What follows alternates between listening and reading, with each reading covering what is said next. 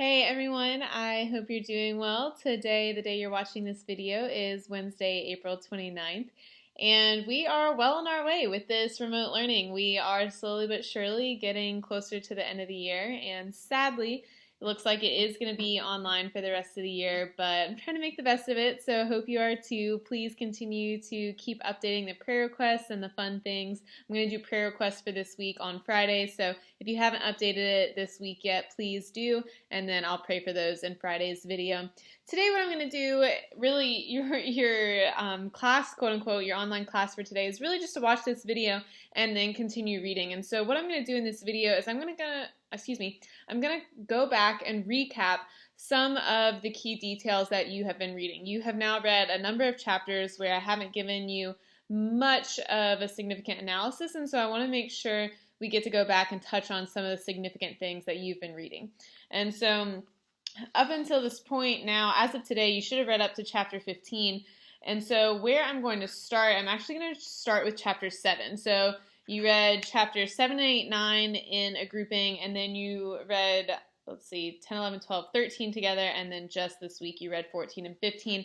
So there's just a couple of things that have been touched on here and there, but I just want to recap to make sure you guys understand everything moving forward, since book 2 has a lot of information in it. So what we're going to start with, so chapter 7 is on page 79, and chapter 7 is titled Monsignor in Town. And so essentially what I want you guys to understand, so 7, 8, 9 introduced two new characters. So they introduced Monsignor, and he is essentially the head honcho. He is one of the most powerful lords, it says on page 79. He says one of the great lords in power at the court, and so he is kind of top of the line. And so chapter 7, it goes through and it outlines basically how incredibly nice his life is. Specifically, it gives you this example of 4 men who feed him chocolate, right? It supposedly takes 4 men and could possibly not have any less to feed him his chocolate, right? And so he lives the most luxurious life you could possibly imagine. And during chapter 7, he essentially throws a party, right? It's just this incredibly extravagant party where everyone's really well dressed. And at this party, there is another character. And so if you look on page 83, there is a new person. And this new person looks in the door at the Monsignor. And on the top of page 83, he says, "I devote you to the devil." And so then this person, it says he was a man of about 60, handsomely dressed. He gets in his coach, he gets in his carriage, and he proceeds to ride away. And so this new character is, and you'll have to help me, anybody who speaks French, if you know the correct pronunciation, is Monsois, I think is how you pronounce it, Monsois the Marquis. And so Monsois the Marquis, he is also up there. He is also high society, upper class. He certainly doesn't have as much power or authority as Monsignor, but for whatever reason, he doesn't like Monsignor, right? Perhaps he's jealous of his authority, but he just devoted Monsignor to the devil. So Monsois the Marquis is not a fan of Monsignor, even though they're both upper class. And so I just wanted to make that distinction because it's really confusing with their names, because later as you continue reading Monsois the Marquis, a lot of the time Dickens denotes him saying the Marquis, which that's clear, but sometimes when people respond to Monsois the Marquis, they actually use the term Monsignor. And so when it is being used to apply to the Marquis, it's essentially a form of flattery. It's not actually saying that the Marquis is the Monsignor of the court, but rather it's denoting that he is significant and important. So I wanted to make that distinction because that's very confusing, I think, given their names, that they sound similar and their terms we're unfamiliar with. Sorry, I'm moving the screen to see if I can get a little bit brighter. There we go. Hopefully I'm not too dark for you guys. Okay, so where are we? We're on page 83. Like I said, making that distinction between those two characters. And so then, of course, in your quizzer, I had you guys recall the instance where the Marquis actually runs over a child. He doesn't feel bad about it. He sort of kind of tries to pay for it by throwing a gold coin. Everybody seemed to understand that. And then he continues riding off into the country, and he is actually going to his chateau, right? He is going to his very luxurious home. And on the way, the Mender of the Roads. So the Mender of the Roads is a character, and we don't get a name for him, but the Mender of the Roads is a character that we'll continue to see. So this character is introduced in chapter 8, and the Mender of the Roads, he sees someone hanging onto the underside, sort of kind of hanging by a chain almost, to the underside of the Marquis's carriage. And so basically when the Marquis stops, he tells him this, and they try and figure out who it was. Of course, he's escaped. But a little peculiar, right? So somebody riding underneath the carriage of the Marquis. And at the very end of chapter 8, it says that the Marquis is expecting Monsieur Charles, who is coming from England. Now, I would love to know, if we were in class, and have you do a show of hands, how many of you actually put together what comes in chapter 9. Who is Monsieur Charles? None other than Charles Darnay. Interesting twist, right? So Charles Darnay, good old friend, and wants to be with Lucy, lover of Lucy, hopeful lover of Lucy, is no longer in London. He has now come back to Paris to meet with, who is it? His uncle. So the terrible Marquis, Monsieur the Marquis of France, who ran over a child, is the uncle of Charles Darnay. So hopefully we're making that connection, because pretty wild that Dickens just throws that in there. And so Darnay and his uncle, they have this conversation, goes back and forth, and this is really critical. I want to make sure you guys understand where they fall, right? So the Marquis, he has this elegant dinner. He loves everything about his room, about his chateau, and Charles Darnay comes in, and they don't shake hands, right? Don't miss that. Dickens tells us that they don't shake hands when they sit down, and they proceed to have a conversation where Charles Darnay basically renounces everything to do with his name, with his status, basically renouncing who the Marquis, who his uncle is. And so if you look on page 95, yes, down towards the bottom of page 95, Charles Darnay is talking to his uncle, and just previously on page 94, he tells them that they as a family, so their family name, has done wrong. And on the bottom of page 94, Charles Darnay says that he has been left bound to a system that is frightful to him. He's responsible for it, but powerless in it. And he's seeking to execute the last request of his dear mother's lips, to obey the last look of his mother's eyes, which implored him to have mercy and to redress. And so essentially what he's saying here, he's going on and he's saying, look, this is not how it should be, right? Things are bad. And actually, wait, hold on, give me 1 second. Sorry to pause during the video. I just feel like it's too dark for you guys.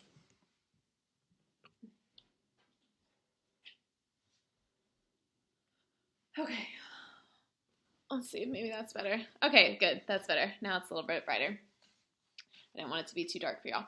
Okay, so anyways, we're on the bottom of page 94 talking about Charles Darnay and the conversation he's having with his uncle. And so then moving on to page 95, he goes on to say, actually, our family has treated the people of France so poorly. He says, bottom of page 95, if meaning the family name, the title that the Marquis currently has, if it ever becomes, and it's all just use him speaking. So this is Charles Darnay speaking. He says, if it ever becomes mine, it shall be put into some hands better qualified to free it slowly, if such a thing is possible, from the weight that drags it down, so that the miserable people who cannot leave it and who have been long run to the last point of endurance may, in another generation, suffer less. But it is not for me. There is a curse on it and on all this land. And so Charles Darnay is adamant here. He says, I want nothing to do with this, right? He says, if whenever you die, uncle, like, you pass this down to me, he says, I want nothing to do it. I'm going to give it up. Somebody else can do it. And he says, in fact, I will do what the rest of the population does. The very, very bottom now of page 95. He says, I must do to live what others of my countrymen, even with nobility at their backs, may have to do someday, work.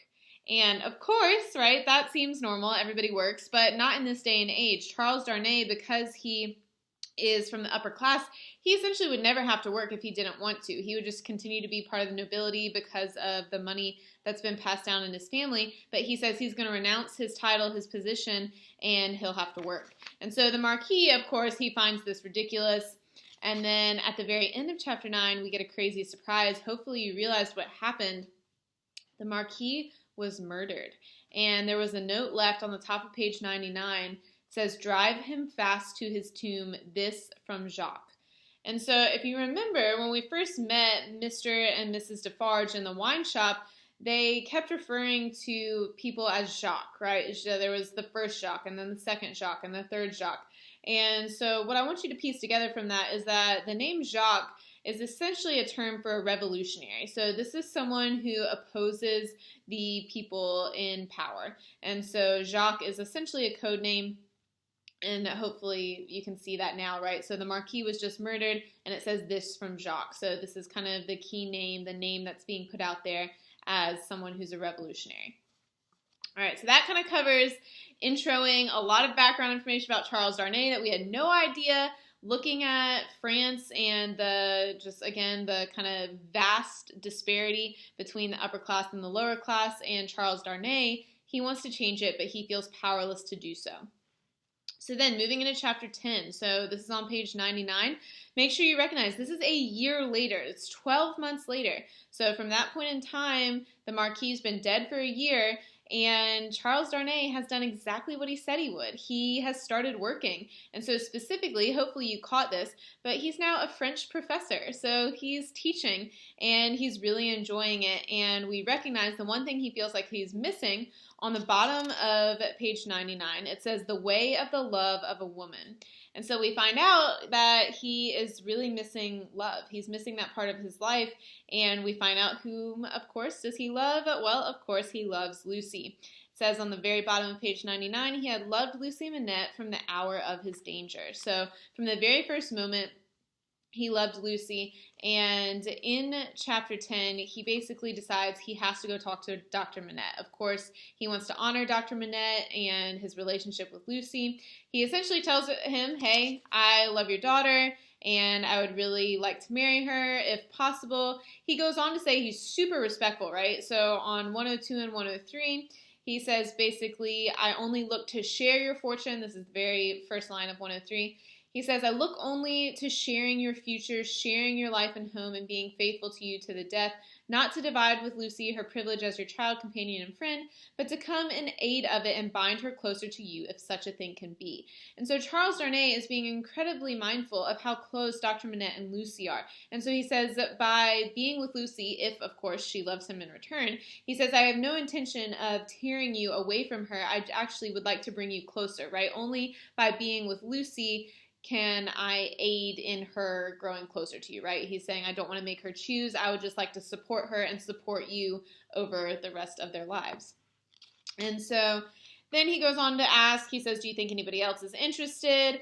And this is the bottom of page 103. Dr. Manette says, "Well, Sidney Carton and Stryver, they've been here a lot, but not really sure." And so anyways, basically, Dr. Manette says, "Well, I can see that if she loves you, I will basically give you my permission," right?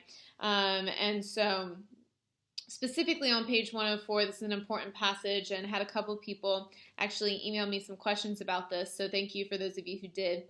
So a couple things in chapter 10 here. So Dr. Manette tells him, middle of page 104, he says, let's see. Dr. Manette says, "If she should ever tell me that you are essential to her perfect happiness, I will give her to you." He says, "But if there were, Charles Darnay, if there were any fancies, any reasons, any apprehensions, anything whatsoever, new or old, against the man she really loved, the direct responsibility thereof not lying on his head, they should all be obliterated for her sake. She is everything to me." And so essentially what Dr. Manette is saying here, a couple things, but primarily he says, look, if she tells me that she loves you, right, that you are essential to her perfect happiness, then if there are any qualms, if there's any perhaps negative things about your past or anything said negatively about you, Dr. Manette says, I will essentially overlook it, right? I will essentially overlook it because you bring her happiness. And so we don't know exactly what that means, but perhaps we'll see. And so having heard this, Charles Darnay takes that as a good sign, and he's like, okay, great. Well, actually, I want to tell you what my real name is. And Dr. Manette kind of freaks out. He's like, no, stop, right? He says, don't tell me. I don't want to know, which of course is weird, right? But he says, at the very bottom of page 104, he says, if your suit should prosper, if Lucy should love you, you shall tell me on your marriage morning. And so the marriage morning, he's like, okay, fine, if Lucy loves you back, then you can tell me. Which seems weird, right? Why would Dr. Manette not want to know Charles's real name until the morning of the wedding? What purpose does that serve? So something to keep in mind there. Next, moving to chapter 11. So chapter 11, we find out that Stryver likes Lucy, and Sydney Carton doesn't really react to this. He's just kind of like, okay, you know, whatever you want to do, Stryver, right? And so Stryver decides that he is going to go just tell Lucy how he feels and declare that she can marry him, right? How awesome, ladies. Wouldn't you love that? Somebody can just come up and say, hey, you can marry me, right? And so in chapter 12, Mr. Lorry sort of addresses this, right? That's a little bit arrogant because unlike Charles Darnay, who went to Dr. Manette and basically said, I love your daughter. I want to help you two stay close. I hope she will return my love. Stryver, basically, his plan is just to go to her and be like, hey, you can marry me. Lucky you, right?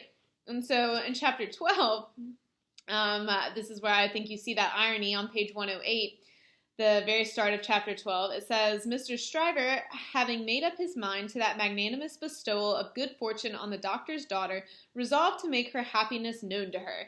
So he resolved to make her happiness known to her, right? She didn't know how happy she was about to be marrying Stryver, but here he's going to tell her. And so, anyways, on his way to see Lucy, he ends up stopping at Tellson's Bank and talking to Mr. Lorry. He kind of is feeling good about himself, and so he's like, oh, I'll go tell Mr. Lorry on the way, like, what my great plan is. He'll congratulate me, and I'll go marry her, right? Well, when he gets there, that's not quite the reaction he received. And so Mr. Lorry, he says to him on the bottom of page 110, he says, I wouldn't go on such an object without having some cause to believe that I should succeed. And so essentially what Mr. Lorry is saying here very carefully is I would not go see Lucy unless you know for sure that she's going to marry you, which of course offends Stryver, right? He's like, what do you mean? Am I not worthy? Right? Blah, blah, blah. He goes on and on. Don't you think I'm good enough for her? And so essentially what they agree upon is Mr. Lorry will go feel out the situation, right? Just like all of you do when you're sort of interested in somebody and you make somebody else ask if they're also interested in you. Yes, I've seen it happen. All of you do it. That's essentially what's going on. Mr. Lorry is like, yeah, I'll go check it out, see maybe if she feels the same about you. And so Mr. Lorry says, I'll see how it goes and I'll come back and tell you. Well, in the meantime, Stryver goes home and he decides that he so vehemently does not want to be, he doesn't want to, let's see, what is the word? He doesn't want to be embarrassed. He does not want to look like he has been made a fool. He certainly doesn't want to get rejected. And so I've also seen you guys do this before as well, is you're like, oh no, I never liked them, right? Oh no, actually don't worry about it.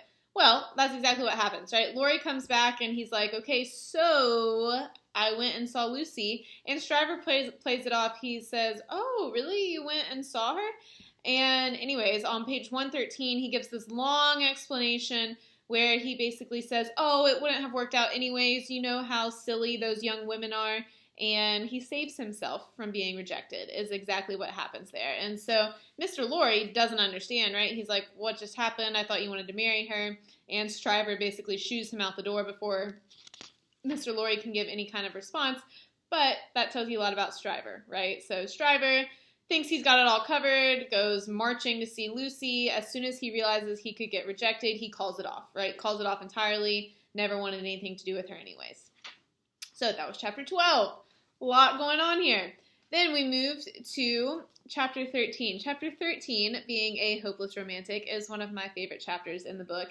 And so in chapter 13, we get a glimpse into the real person of who Sydney Carton is. Sydney Carton comes to see Lucy and basically has a conversation with her that he says he will never talk about again. And so in this conversation, several things happen, but time and again, we get a better look into Lucy as well, right? Because so far, she hasn't done a lot of the talking. And so in chapter 13, Lucy keeps saying, oh gosh, Sydney, can't I help you? Are you okay? What can I do to serve you? And he says, no, no, no, you can't do anything for me. I'm a lost cause, right? So again, reiterating how Sydney Carton perceives himself as worthless. And so he says, no, you can't do anything for me except hear me out, right? If you could just listen to me, that's all I ask of you. And so she says, of course. And on the bottom of page 116, he says, be under no apprehension, Miss Manette, for my ever resuming this conversation by so much as a passing word, I will never refer to it again. And so he's saying, just remember what I'm about to tell you, I will never say again. And so what he proceeds to tell her on page 117 is really powerful. He essentially shares all his feelings for her. So whether or not you were picking up on this, Sydney Carton seems to love her, right? And so the way you know this is when he says on page 117, this is the very last paragraph, I'm going to pull out a couple sentences. So he says, for you and for any dear to you, I would do anything. And so he tells Lucy, he says, I would do anything for you. He goes one step further than that, and he says, for anyone dear to you. So anyone who is close to you, anyone you love, I would do anything for, right? Because if you love them and I'd do anything for you, I would therefore also do anything for them. And so he says, try to hold me in your mind at some quiet times as ardent and sincere in this one thing. And so he says, believe me, right? Please recognize how much I mean this. And so then he finishes, he says, think now and then that there is a man who would give his life to keep a life you love beside you. And so he is really telling her, he is saying 100%, right? He says, just remember, I would do anything for you, right? I would give up my life to keep a life you love beside you. So he's saying, Lucy, not only would I die for you, but I would die for someone else if that meant that you loved them and got to stay with them, right? So he's saying, I would do anything for you. I'd go above and beyond. And so really remarkable coming from Sydney Carton, right? This chapter hopefully surprised you as much as it did me the first time I read it. But basically, he's sharing his feelings. He's saying, I love you. I would do anything for you. I would even go so far as dying for somebody you love. And so we don't get any kind of conclusion. We don't know her response. It seems like he just leaves. And he says, I'm never going to talk about this again. So fascinating chapter. Then this week, you guys read chapters 14 and 15. And of course, like I said before, make sure you're paying attention to the titles. So chapter 14, The Honest Tradesman. And, of course, why is that ironic? Well, because Jerry Cruncher's job is, of course, not honest. And so, hopefully, chapter 14, you figured out what he is doing. And so, his honest trade is actually grave digging, right? So, his honest trade during the day, he is this messenger. And then his honest tradesman job, where he has rusty fingers, why his boots are always muddy, they are, in fact, grave digging. And so, we discover this in chapter 14. The one thing I want to make sure you notice from chapter 14, though, is that we reference a character we had met very briefly before. So this is important. Look at page 119. So they are watching this funeral go by, Jerry Cruncher and his son, and, excuse me, let's see. Yes, Jerry Cruncher and his son, and this is the middle of page 119. And it says, at length, a person better informed on the merits of the case tumbled against him, and from this person he learned that the funeral was the funeral of one Roger Cly. Now, if you remember, we met Roger Cly before, so if you turn to page 51, so go way back, page 51, we met Roger Cly in the Old Bailey trial. So when Charles Darnay was first on trial and Sydney Carton got him released, remember it was Sydney Carton somehow got him released because he said that he and Charles Darnay looked enough alike that he could have just been Charles Darnay, so therefore he was released. Well, in that same trial, there was a witness, and it was Roger Cly. So if you look back at that top paragraph on page 51, Roger Cly gives this whole account of this gentleman, and this gentleman traveling to and from Paris and London. And so we don't really hear anything else about Roger Cly until, oh, by the way, right here on page 119. And so Mr. Cruncher asks on page 119, he says, was he a spy? And the person talking to him says, yes, he was an Old Bailey spy. And so crazy, right? So somehow Roger Cly, this man who gave his testimony during the trial so far ago with Charles Darnay on page 51, he's now dead. Okay, he's now dead, and this is This is his funeral. And anyways, let's see, what else did I want to touch on? The one other thing I wanted to touch on from chapter 14. So his honest trade, right? So Jerry refers to himself as an honest tradesman, and he also uses another metaphor. He refers to himself as a fisherman. So if you look on page 123, it says, this is towards the bottom, it says, and then they began to fish. And it talks about other fishermen being in the graveyard. And so fishing is his, what would you say, euphemism perhaps, for grave digging. So just keep that in mind if ever he refers to fishing. And then moving to the very end of chapter 14, 125 into 126. So young Jerry, remember his son, he now sees his father doing all of this. And he says basically, what are you getting from these people? And this is on the bottom of page 125. So young Jerry says, what's his goods, father? And Mr. Cruncher replies, he says, his goods is a branch of scientific goods. And the boy responds, he says, persons' bodies, ain't it, father? And he says, I believe it is something of that sort. And then, so basically, right, so he is more than likely selling the bodies and or any valuables with the body. He's trying to make money from them. And so, weirdly enough, Jerry Cruncher's son, young Jerry, he responds, oh, father, I should so like to be a resurrection man when I'm quite grown up. Interesting term, right? So this whole entire time we've been talking about digging. So, of course, what is Jerry Cruncher doing in the graveyard? He is digging. And he's digging up graves, which seems morbid, and yet his son says, I'd like to be a resurrection man. Now, doesn't that seem ironic, right? So this entire time we've been talking about being recalled to life, and so even though he's digging up a grave, we get this term resurrection man. So be considering how that could come into play. Finally, chapter 15, what you just finished reading, is titled Knitting, and we get a lot of information here about Mr. and Mrs. Defarge, what they are planning to do with the revolution. They hear about the mender of the roads.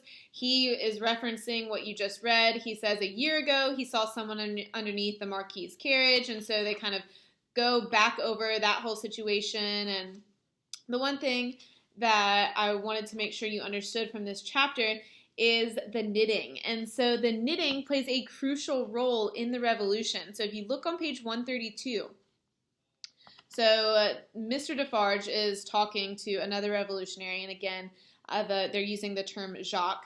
And so this is towards the bottom of page 132. Jacques 2 says, are you sure that no embarrassment can arise from our manner of keeping the register? Without doubt it is safe, for no one beyond ourselves can decipher it, but shall we always be able to decipher it? Or I ought to say, will she? And so then Mr. Defarge responds, and he says, if Madam my wife undertook to keep the register in her memory alone, she would not lose a word of it, not a syllable of it. Knitted in her own stitches and her own symbols, it will always be as plain to her as the sun. Confide in Madame Defarge. And so what I want you to understand here, they are keeping a register. They are keeping a list of all the people they want to kill in her knitting. So the revolutionaries, this is where they're keeping basically their hit list. This is their register of all the people they are hoping to kill. So I just wanted to make sure you understood that that is her knitting. That's what she's constantly knitting, is the people to kill. All right, I know this is a long video. Hopefully it was helpful, though. If you still have questions about anything we've read up until this point, please feel free to send me an email. The only other thing you're doing is reading chapters 16 through 19. And let me just double check so I don't misspeak. But yes, you will have a quizzer on Friday, May 1st on chapters 16 through 19. So again, make sure you're continuing to read those closely. Okay, that's it for today. I'm going to cut off. I love you all. I miss you all. Reach out to me if you need me. And I'll talk to you later. Okay, bye.